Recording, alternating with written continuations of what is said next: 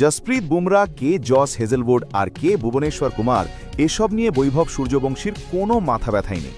তার দর্শন একদম সোজা, নির্মম, আক্রমণাত্মক। বল দেখো আর মারো।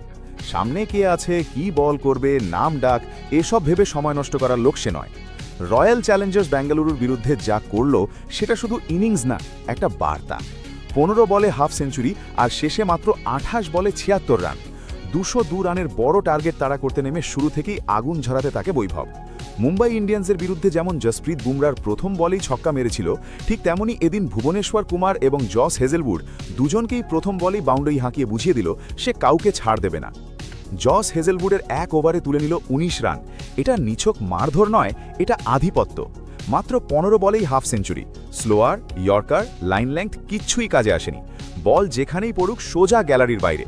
শেষ পর্যন্ত থামল 76 রানে। ইনিংসে 7টি ছক্কা, 8টি চার, স্ট্রাইক রেট 300। এই পারফরম্যান্সের সামনে বিরাট কোহলির নামও যেন কিছুটা ম্লান লাগে। লাইনটা বললেও অস্বস্তি হওয়াটা খুবই স্বাভাবিক। বৈভবের এই 15 বলে হাফ সেঞ্চুরি ভারতীয়দের মধ্যে তৃতীয় দ্রুততম।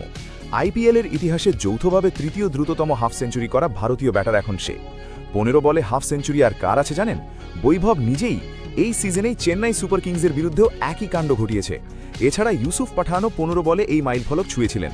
তবে সবার উপরে রয়েছেন যশস্বী জয়সওয়াল, মাত্র 13 বলে হাফ সেঞ্চুরি।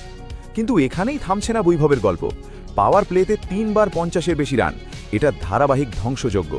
জস বাটলারের মতো বিধ্বংসী ব্যাটারের পাশে নাম উঠে এসেছে এই 15 বছরের তরুণের। শুধু তাই নয়, আইপিএলে 20 বলের কমে সবচেয়ে বেশি হাফ সেঞ্চুরি তালিকাতেও তার নাম, আর সেই নজির সে গড়েছে 3 বার। এটা শুধু ইনিংস না, এটা ঘোষণা, একটা নতুন ঝড় এসেছে। নাম তার বৈভব সূর্যবংশী।